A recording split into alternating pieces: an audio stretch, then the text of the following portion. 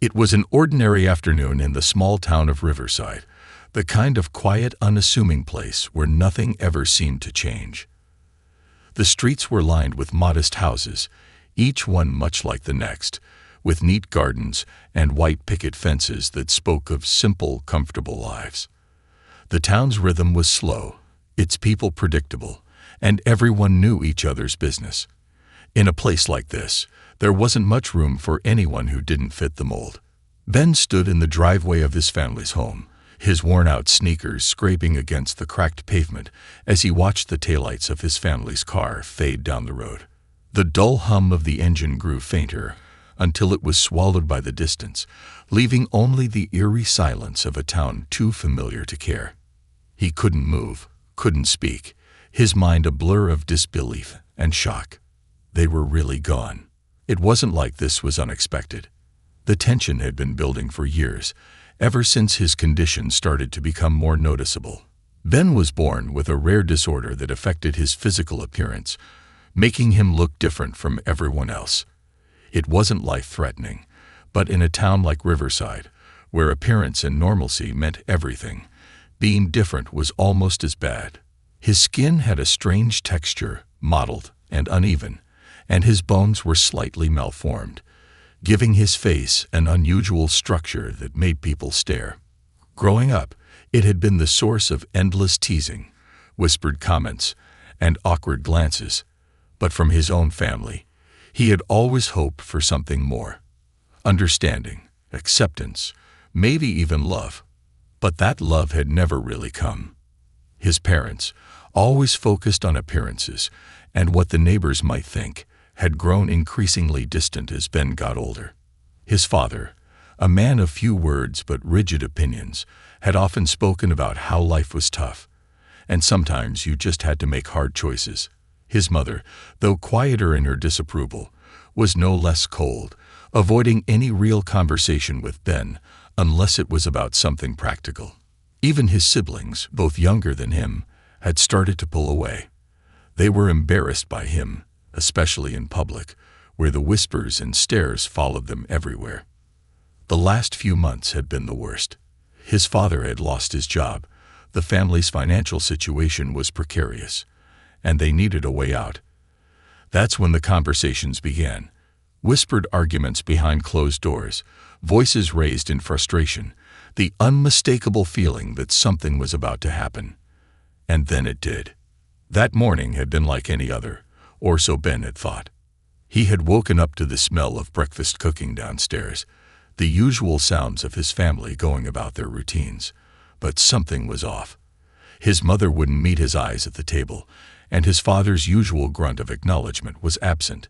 His siblings were strangely quiet, too, glancing at each other, but saying nothing. Ben felt the weight of their silence, a gnawing sensation in his gut that something was very wrong. It wasn't until later, when he returned from a long walk through town, that he found the house empty. All the things that had been so familiar, the furniture, the family photos, the clutter of daily life, were gone. The house felt hollow, echoing with an emptiness that settled deep into his bones. He had known then, even before he saw the letter taped to the fridge, what had happened. "We're sorry, Ben," the letter had read, though the words felt hollow, insincere. "We need to move on with our lives, and it's become too hard for us to continue living together. You'll be better off on your own. You'll figure things out. We love you, but this is for the best." For the best. Ben had stared at those words for what felt like hours, trying to understand how they could believe that abandoning him was what was best for anyone. How could they justify leaving their own son behind? How could they walk away from him because he was different, because he didn't fit into their neat little world anymore? Now, standing in the driveway, watching the last trace of their departure disappear over the horizon, Ben felt a deep, crushing sense of loss. But it wasn't just the loss of his family that weighed on him. It was the realization that he had been alone for a long time, even when they were still here. They had abandoned him long before they packed up and left. This was just the final blow. The sun hung low in the sky, casting long shadows across the neighborhood, and the air was thick with the scent of rain. He looked around at the houses that surrounded him. The neighbors who had watched him grow up, who had seen him struggle with his condition, and who had done nothing. Riverside was a small town, but it was also a small-minded one. And Ben knew that no one would come knocking on his door to check on him. They never had before. He turned back toward the house, the door creaking as he pushed it open. Inside, it was just as empty as it had been earlier. The few belongings they had left behind were scattered across the floor, things they had decided weren't worth taking, things they had decided weren't worth anything at all. A broken chair, some old clothes, a half-empty box of cereal. It was like they had just thrown their lives together into a bag and left without looking back. Ben sank down onto the floor, feeling the weight of it all pressing down on him. He had no money, no job, no real prospects. He had always depended on his family, even as they pulled away from him. And now, they were gone. But as he sat there, staring at the empty walls of the house, something began to shift inside him. It started as a small flicker, a spark of anger, maybe, or determination. They had left him behind, yes. They had abandoned him. But that didn't mean he had to give up. It didn't mean his life was over. If anything, it was just beginning. He stood up, brushing the dust from his clothes, and looked around the room with fresh eyes. He didn't need them. He didn't need anyone who couldn't see past his appearance, who couldn't understand that he was more than the way he looked. He would survive, somehow. He would prove to himself, and to them, that he was capable of more than they ever gave him credit for. It wouldn't be easy, but nothing in Ben's life had ever been easy. And maybe that was the point. Maybe this was his chance to show the world, to show himself what he was really made of. The rain started to fall outside, a soft patter against the windows. But Ben didn't care. He had made his decision. He wasn't going to let their abandonment define him. He was going to rise above it, no matter how hard it got. Because in the end, he knew one thing for sure. He was stronger than they ever imagined. And that strength, buried deep inside him, was just waiting for its moment to shine. The days that followed were some of the hardest Ben had ever faced. The house, once filled with the noise and chaos of family life, now stood eerily silent. Every room echoed with the emptiness of what had been. It was as though the walls themselves mourned the absence of his family, the absence of normalcy. But Ben had no time to mourn. The refrigerator was nearly empty, the bills still piled up on the kitchen counter, and the utilities would soon be shut off. He knew he had to act fast if he was going to survive. He spent the first few days in a daze, unsure of where to begin. His family's abandonment had left him feeling not just alone, but untethered from any sense of purpose. They had always been his anchor, even if they had treated him more like an inconvenience than a son. Now, without them, it felt like he was floating through the days, waiting for something, anything, to pull him back to reality. But as the days turned into weeks, that quiet house began to shape him in ways he hadn't expected. At first, the isolation felt like a punishment, a constant reminder of how unwanted he had been. But slowly, that isolation started to change. It wasn't a punishment, it was an opportunity. For the first time in his life, he had no one else's expectations weighing him down. No one to judge him, no one to tell him what he should be doing, no one to remind him of what they thought he lacked. Ben had always loved tinkering with things. As a kid, he had spent hours in the garage, pulling apart old radios and appliances just to see how they worked. His father had called it a waste of time, telling him he should focus on more practical pursuits, like his studies or sports.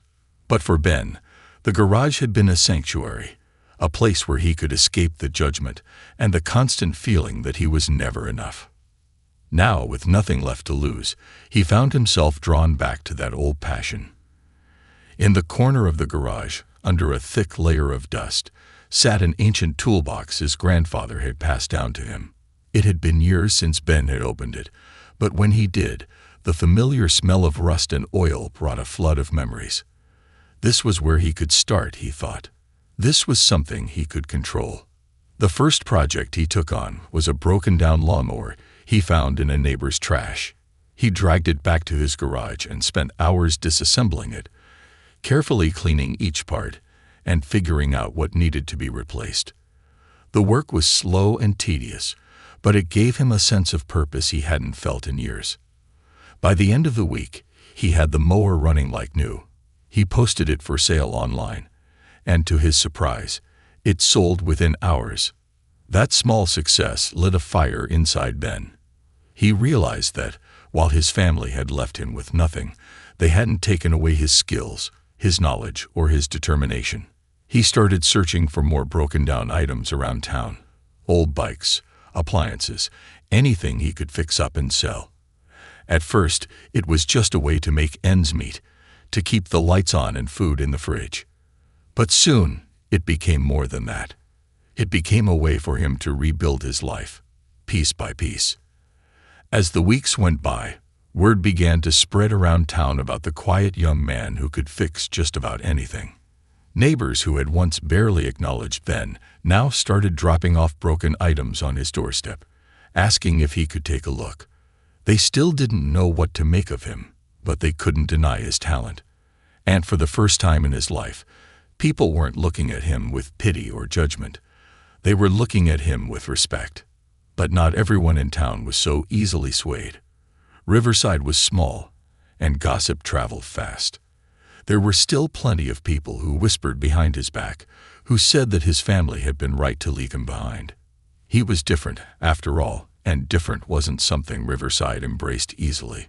Ben heard the whispers when he walked through town, saw the way people would glance at him and then quickly look away, pretending they hadn't been staring.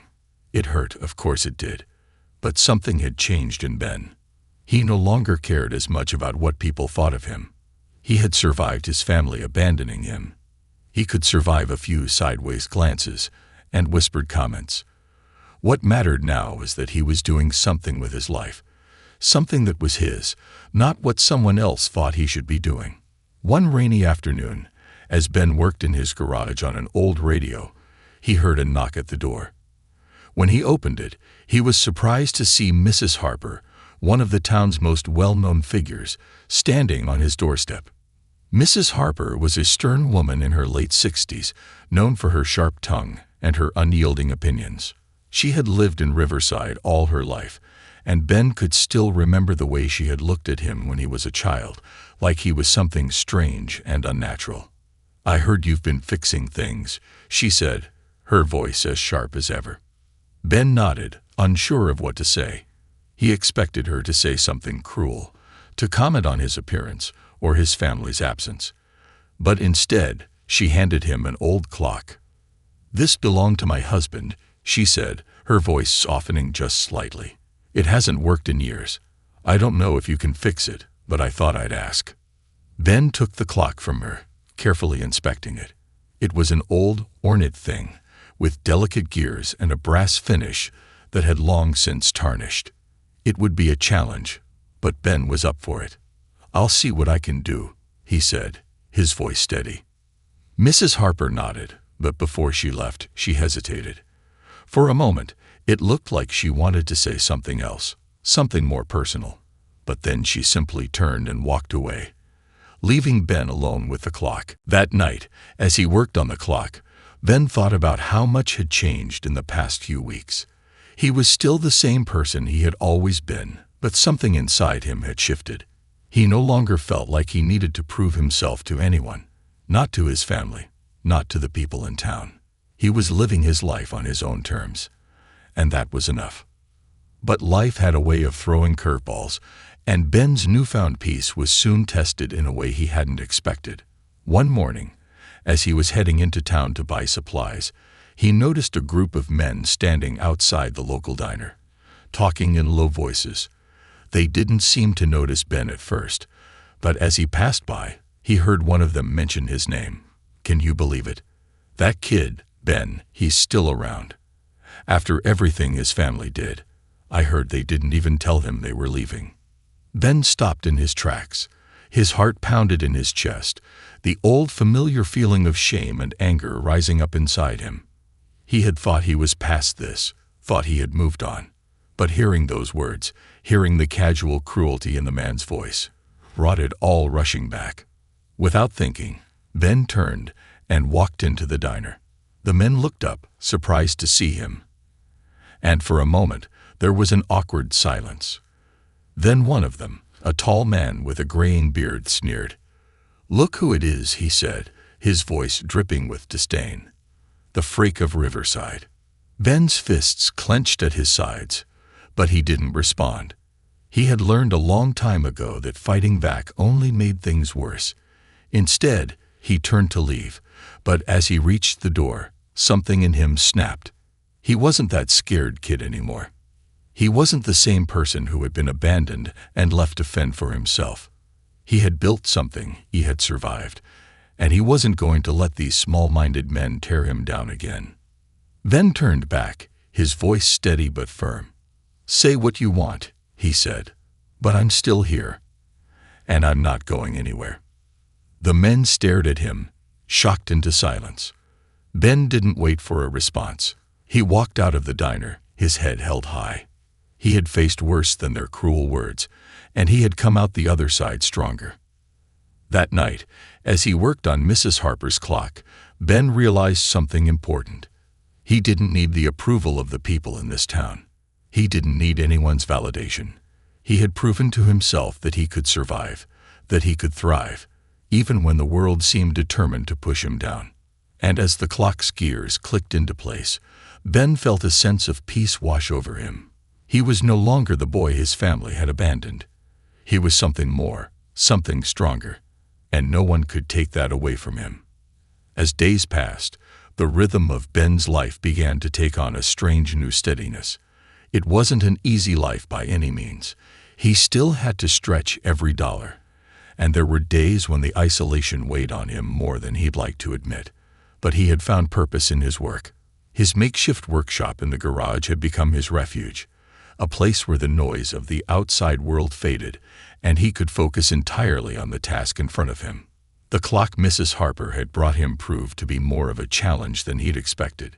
Its mechanisms were delicate and intricate, the kind that required patience and precision. But Ben wasn't in a hurry.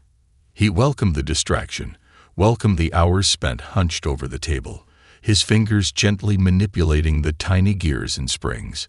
It reminded him of those long-ago days when he used to sneak into the garage as a child, curious about how things worked, determined to figure it out on his own. But this time, it was different. Now, he wasn't doing it to escape. He was doing it to prove something to himself, that he could take something broken, something that others had deemed useless, and make it work again. And every time he succeeded, it felt like a small victory, one that was his, and his alone. A week later, the clock was ready. He polished the brass until it gleamed, the ticking steady and strong as if it had just come from the factory. When Mrs. Harper came to pick it up, she seemed almost hesitant, like she hadn't really believed he could do it. But when she saw the clock, her eyes softened, and for a moment, she just stood there, staring at it.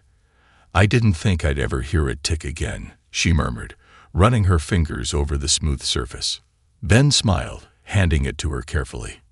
"It was a challenge, but it's running fine now.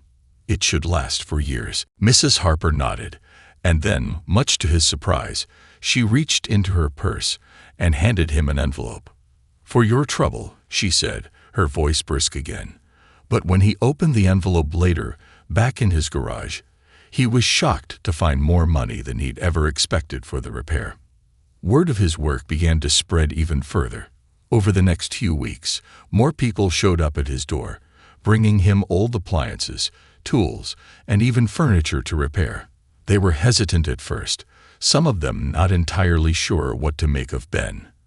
But they needed help, and he was the only one in town who seemed capable of fixing anything. It wasn't just about the money, although that was a relief. It was about something deeper. Every time someone brought him something broken, it felt like they were bringing him a small piece of themselves, a part of their life they'd given up on. And every time he was able to fix it, it felt like he was helping them restore something they thought they'd lost forever. One day, as he worked on an old refrigerator that had been brought in by a couple from the other side of town, Ben heard a knock on his door. He wiped his hands on a rag, expecting another neighbor with something broken to repair. But when he opened the door, he froze. It was his father. Ben hadn't seen his father since the day they left him behind. There had been no calls, no letters, no contact at all. He had assumed they were gone for good, that they had moved on with their lives and forgotten about him. But now, here he was, standing on Ben's porch, looking uncomfortable and out of place. "Ben," his father said, clearing his throat. "Can I come in?" For a moment, Ben didn't know what to say. All the anger, all the hurt from that day came rushing back, and he had to fight the urge to slam the door in his father's face. But instead, he stepped aside, gesturing for him to come in. His father walked into the garage, looking around at the cluttered workbench, the tools hanging on the walls, and the half-finished projects scattered across the floor. It was clear he didn't know what to make of it all. "You've been busy," his father said, glancing at the refrigerator Ben had been working on. "I heard you've been fixing things." Ben crossed his arms, leaning against the workbench. "Word gets around." His father shifted uncomfortably, running a hand through his graying hair. "Look, Ben, I know we haven't spoken in a while. I know things were difficult when we left." Ben's jaw tightened. "Difficult? You abandoned me. You didn't even give me a choice." His father winced, and for the first time, Ben saw something other than disappointment or disdain in his father's eyes. He saw regret. "I know," his father said quietly, "and I've thought about that every day since. We thought we were doing what was best for you. We thought you needed to figure things out on your own. But that doesn't make it right. I see that now." Ben wanted to say something, wanted to tell his father that no apology could fix what had happened, that he had been left to fend for himself when he needed his family the most. But instead, he stayed quiet, waiting to see what his father had to say. "I came back," his father continued, "because I've heard what you've been doing. The people in town, they talk about you, about how you've been helping them, fixing things. And I realize that I don't even know who you are anymore. You've changed, Ben. You've built something here, something good." Ben wasn't sure how to respond. It was the first time his father had ever spoken to him like this, with something that sounded like respect. "I didn't need you to abandon me to figure things out," Ben said finally, his voice low. "I needed you to be there for me. But I guess I've learned to get by without you." His father nodded, his shoulders sagging. "I know I can't undo what's been done. But maybe we can start again. Maybe we can try to be a family again." Ben stared at him for a long moment, the silence between them heavy. The anger he'd carried for so long still burned, but there was something else there now too, something he hadn't expected.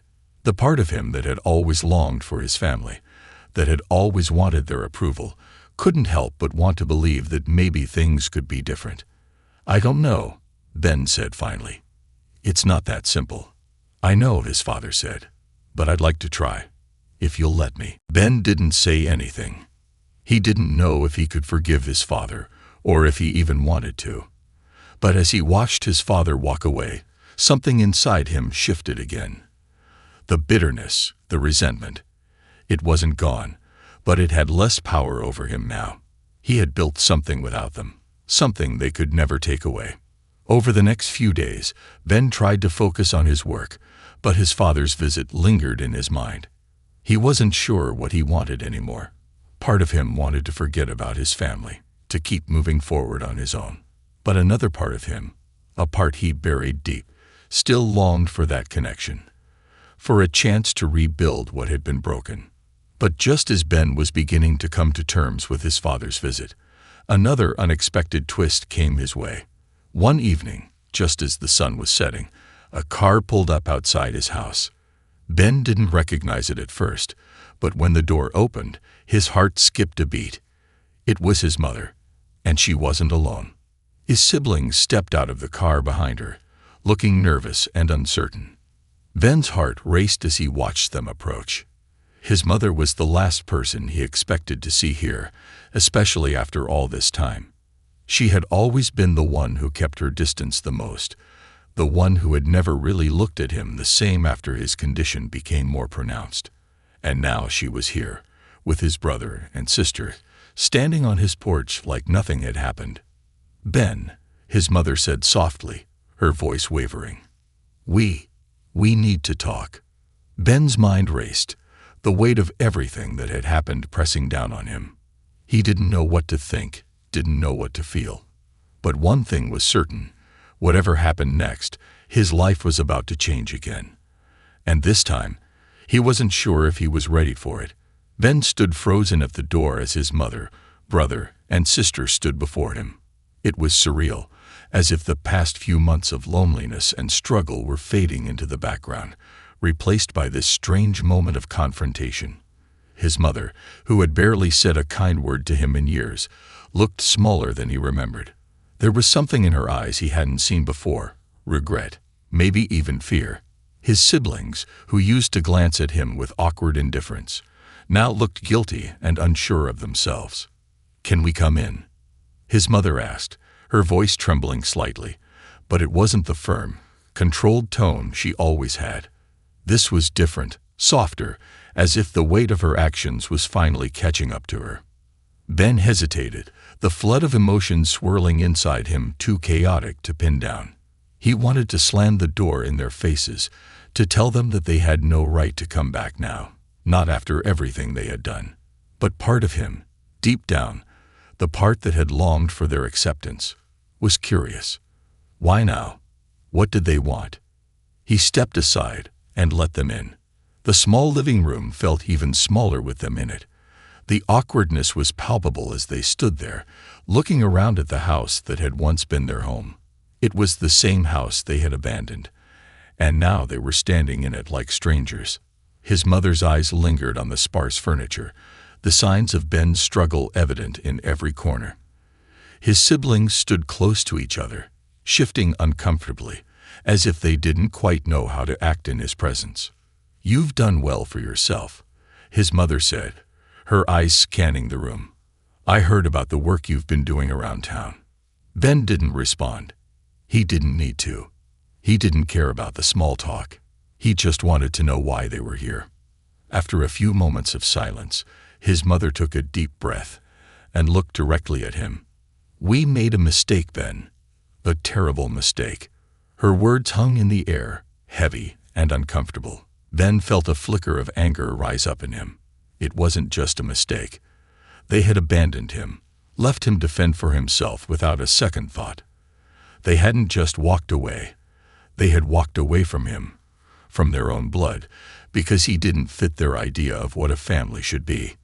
"We thought we were doing what was best at the time," his brother, Adam, spoke up, his voice uncertain. He looked older than Ben remembered, more worn out, like life hadn't been as easy for him as Ben had assumed. "But we were wrong. We didn't realize how much we hurt you until it was too late." Ben stared at his brother, not sure what to make of this sudden admission. His brother had always been the golden child, the one who never faced the same scrutiny or pressure that Ben did. Adam had always been able to blend into their parents' perfect vision of a family. And now here he was, admitting that things hadn't been perfect after all. "We've all been thinking about you," his sister Julia added quietly. She was always the quiet one, never speaking up for him, but also never fully joining in the rejection.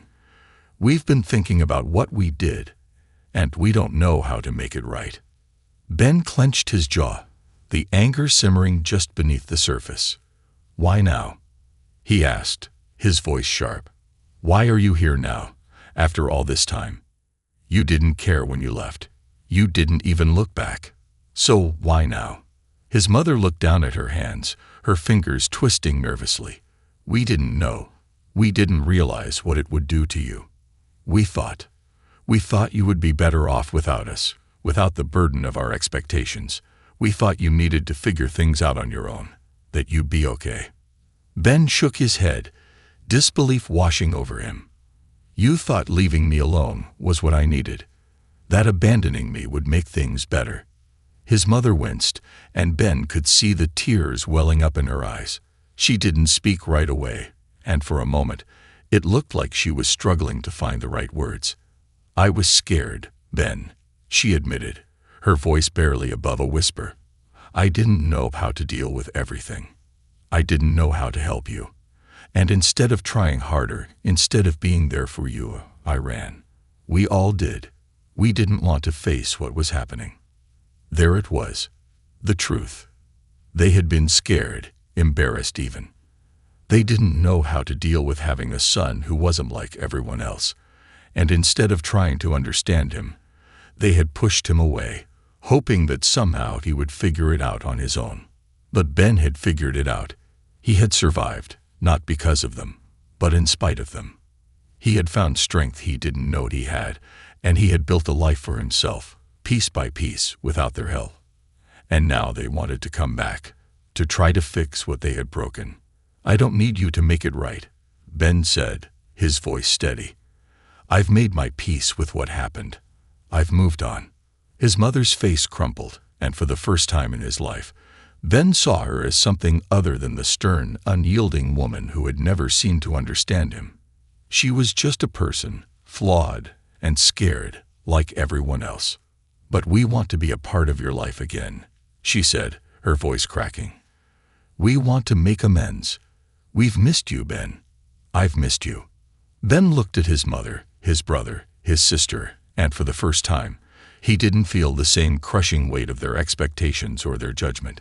He saw them for what they were, people who had made terrible mistakes, people who had hurt him deeply, but also people who were trying, in their own way, to make things right. "I don't know if we can ever go back to the way things were," Ben said quietly. "I don't know if I can trust you again." His siblings exchanged glances, and Adam spoke up again. "We don't expect you to just forgive us, Ben. We know we hurt you, and we're not here to ask for a quick fix. We just want a chance to start over, to be better. We want to be there for you now, even if we weren't before." Ben wasn't sure what to say. Part of him wanted to tell them to leave, to go back to wherever they had been and stay there. But another part of him, a part he hadn't fully acknowledged until now, wanted to give them that chance. He had built his life without them, but maybe there was room for them in it now. Maybe, just maybe, they could find a way to move forward, even if things could never be the same. He sighed, running a hand through his hair. "I don't know if I'm ready for that yet," he said honestly, "but I'll think about it." His mother nodded, tears slipping down her cheeks. "That's all we ask, just a chance." They didn't stay long after that. His mother hugged him tightly before they left, her grip more fragile than he expected, and his siblings each gave him awkward, tentative smiles as they walked back to the car. As they drove away, Ben stood on the porch, watching them disappear down the road just as they had months ago. But this time, it felt different. For the first time in a long time, he didn't feel abandoned. He didn't feel like the broken, unwanted son they had left behind. He felt like someone who had survived, someone who had built something from the rubble of his past. And maybe, just maybe, there was room in that new life for them. As the car disappeared from sight, Ben turned and walked back into the house. The garage was still filled with unfinished projects, broken things waiting to be fixed. He smiled to himself as he picked up his tools and got back to work.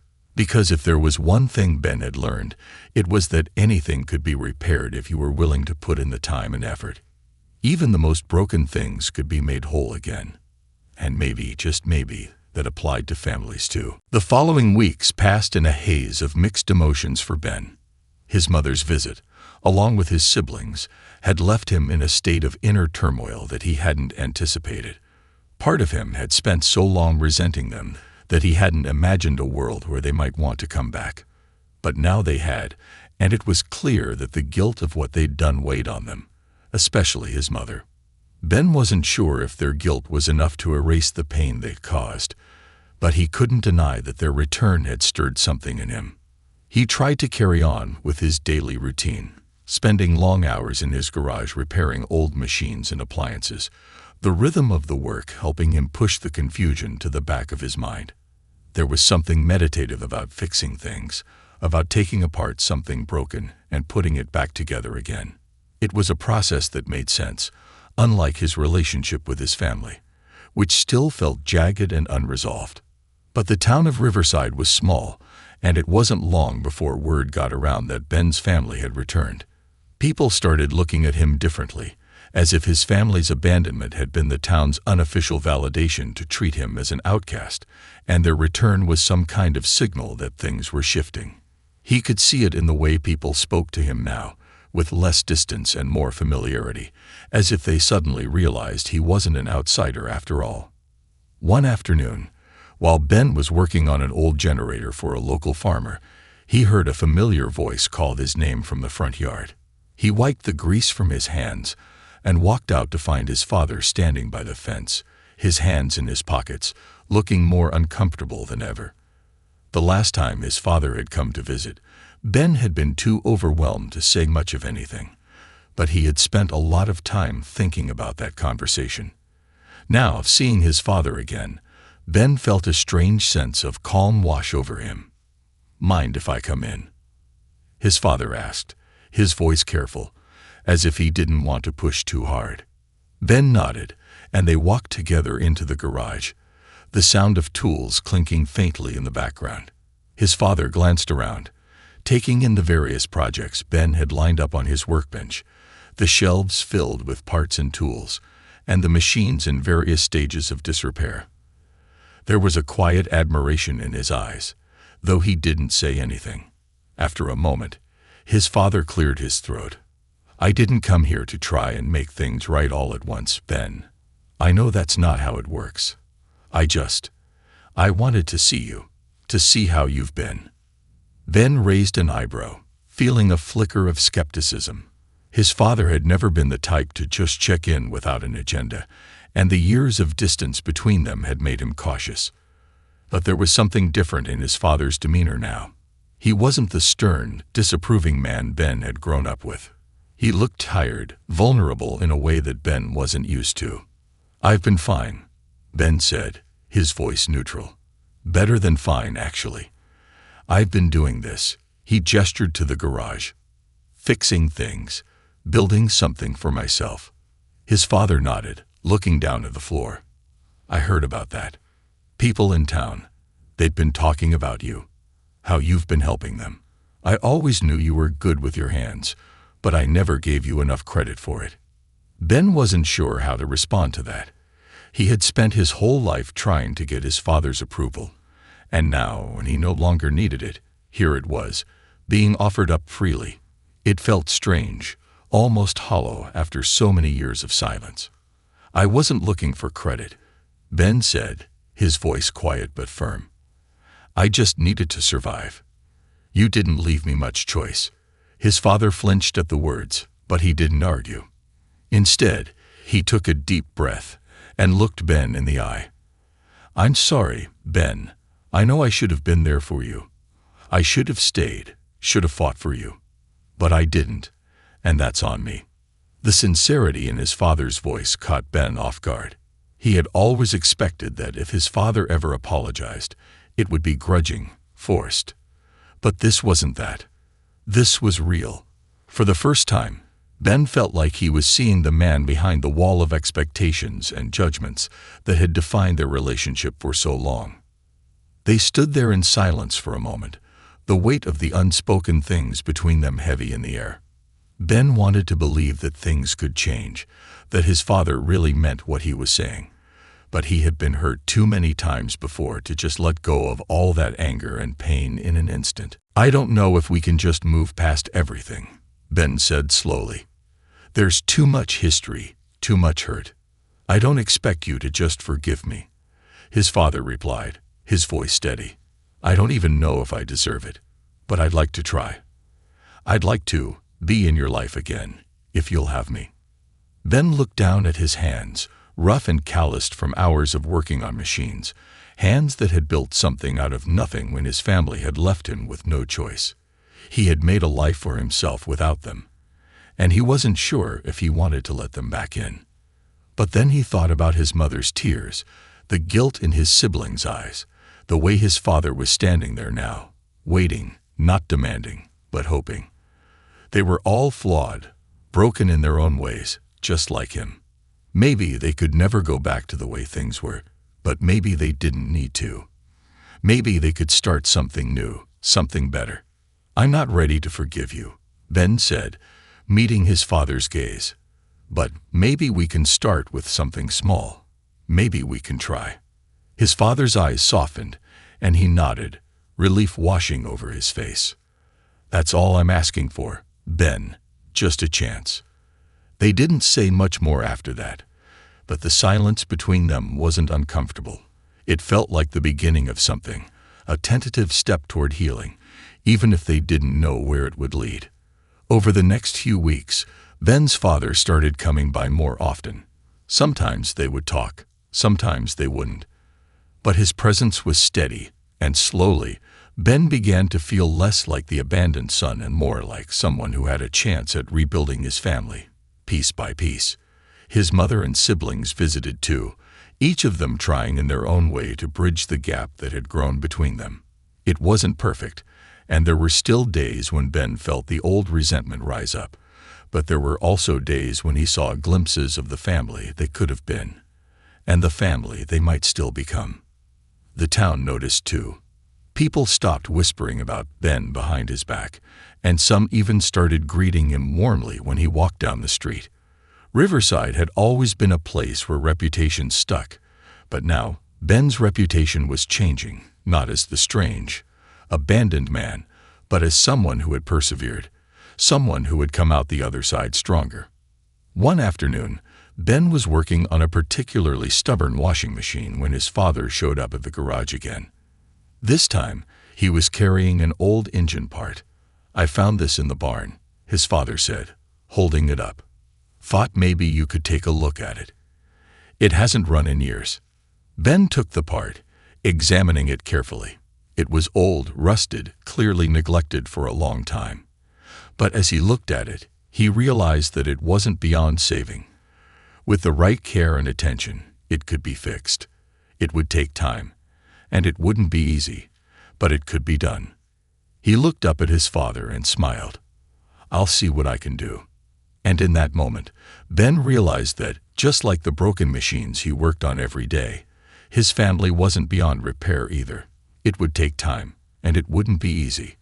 But just maybe, with enough effort, they could put the pieces back together. And maybe, just maybe, they would all come out stronger in the end. As Ben set to work on the engine part, the garage filled with the familiar sound of tools and machinery, and for the first time in a long time, Ben felt something he hadn't felt in years: hope. As the days turned into weeks, Ben's life slowly settled into a new routine. It wasn't the same as before, and it wasn't without its complications, but there was a sense of forward motion, a kind of healing he hadn't thought possible. His father continued to visit regularly, and while their conversations were often short and awkward, the simple act of showing up meant something. His mother came by as well, usually with his brother and sister, though they were careful not to overstay their welcome. They all knew that this wasn't about sweeping everything under the rug. There was too much history, too much damage, to simply pretend like nothing had happened. But even in the silence that sometimes hung between them, there was a mutual understanding that they were all trying. That effort, however imperfect, was what mattered most to Ben. One late afternoon, as Ben was finishing up another repair job, he heard the rumble of an engine outside.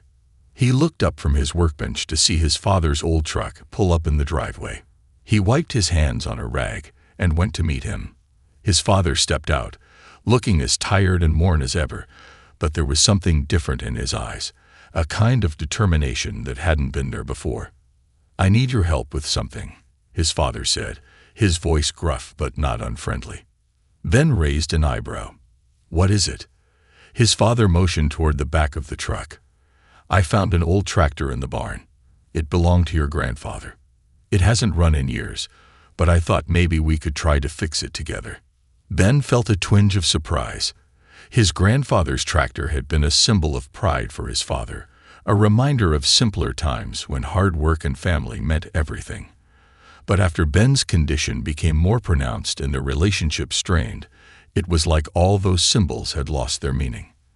Now, hearing his father suggest they work on it together felt like a bridge back to something that had been lost long ago. "Yeah," Ben said, nodding slowly. "I think we can manage that." They unloaded the tractor from the truck together, working side by side in the garage as the sun dipped low on the horizon, casting a golden light through the windows. The tractor was rusted, its once bright paint chipped and faded, and the engine looked like it hadn't been touched in decades. It was going to be a long project, but Ben found himself looking forward to it. As they worked, his father began talking about his own childhood, about how he and Ben's grandfather had spent long days in the fields, the two of them tending to the land with that very tractor. It was the first time his father had ever shared these kinds of memories with him, and Ben realized that there was a whole part of his father's life he had never known. The man who had been so distant, so stern, was beginning to open up in a way Ben hadn't thought possible. At first, the work was slow. The tractor's engine was in bad shape, and they had to dismantle most of it just to figure out where to begin. But as the days passed, they fell into a rhythm. Ben and his father worked quietly, the clinks and clatters of tools filling the space between them. Occasionally, they'd talk about the town, about the past, about things they'd never had the chance to discuss before. It wasn't always easy, and there were moments when old frustrations resurfaced. But Ben found that the more they worked together, the more those barriers began to break down. One afternoon, as Ben was adjusting a particularly stubborn bolt on the tractor's engine, his father spoke up, his voice quiet but steady. "I've been thinking a lot about what happened, Ben. About what I did, what we did." Ben paused, his wrench in midair. He hadn't expected his father to bring it up, not in this way. They had danced around the subject in their previous conversations, never really addressing the heart of it. His father sighed, wiping his brow with the back of his hand. "I didn't handle things the way I should have. When you started getting older and your condition became more noticeable, I didn't know how to deal with it. I was scared, and instead of trying to understand, I shut down. I pushed you away. I told myself that it was for your own good, that you needed to figure things out on your own. But that wasn't true. The truth is, I didn't want to face my own fear. And because of that, I failed you." Ben set the wrench down, the weight of his father's words sinking in. He had waited years to hear something like this, and now that it was happening, he wasn't sure how to respond. "I know an apology doesn't change what happened," his father continued, his voice thick with emotion. "But I want you to know that I'm sorry. I'm so sorry, Ben. I never should have left you like that. I never should have made you feel like you had to face it all alone." For a long moment, the only sound in the garage was the faint ticking of a clock on the wall. Ben's heart was pounding in his chest, the anger and hurt he had carried for so long swirling inside him. But beneath that, there was something else, something he hadn't expected to feel. Forgiveness. It wasn't the kind of forgiveness that erased all the pain or made everything right again. But it was the kind that let go of the past, the kind that made room for something new to grow. Ben took a deep breath, feeling the tension in his chest start to loosen. "I've been angry for a long time," Ben said quietly, his eyes on the tractor. "I was angry at you, at Mom, at everyone. But I'm not sure holding on to that anger is helping me anymore." His father looked at him, his eyes filled with remorse. "I know I don't deserve it, Ben, but I hope that someday you'll be able to forgive me." Ben nodded slowly. "Maybe I already have." They didn't say much after that, but the silence between them felt different now. Lighter. As they worked on the tractor, Ben realized that they were doing more than fixing an old machine. They were rebuilding something between them, something fragile but real. Weeks passed, and the tractor began to take shape. The engine, which had once been little more than a pile of rust and parts, started to hum back to life. It was slow work, But with each new step, Ben could see the progress they were making, both with the tractor and with each other. One evening, after they had finished working for the day, Ben's mother came by to visit. She stood in the doorway, watching them with a mixture of pride and sadness in her eyes. She had been distant in her own way since their return, but Ben could see that she, too, was trying to find her way back into his life. As the three of them sat together, talking quietly about the past and the future, Ben felt something he hadn't felt in a long time. Peace. It wasn't the kind of peace that came from having all the answers or knowing exactly what the future would hold, but it was the peace that came from knowing that, despite everything, they were trying. They were moving forward, step by step, and that was enough. One evening, as the tractor roared to life for the first time in years, Ben and his father stood side by side, watching the engine purr. It wasn't just a machine coming back to life. It was a symbol of everything they had worked to rebuild. And as the sun set on the horizon, casting a warm glow over the garage, Ben realized that they had come full circle. The past would always be a part of him, but it no longer defined him. He had found his way through the darkness, and in doing so, he had discovered something stronger than he had ever imagined. He had discovered himself. And in that quiet moment, surrounded by the hum of the tractor and the soft murmurs of his family, Ben knew that he was finally home. There was still work to be done, both on the tractor and with his family. But Ben no longer felt burdened by the weight of what had happened. Instead, he felt hopeful that they could continue to rebuild, to mend what had been broken, and to create something new together. As the evening grew darker, Ben's father clapped him on the back and smiled. "We did good, son," he said, his voice filled with pride. Ben smiled back, the feeling of satisfaction settling deep in his chest. "Yeah," he said softly, "we did."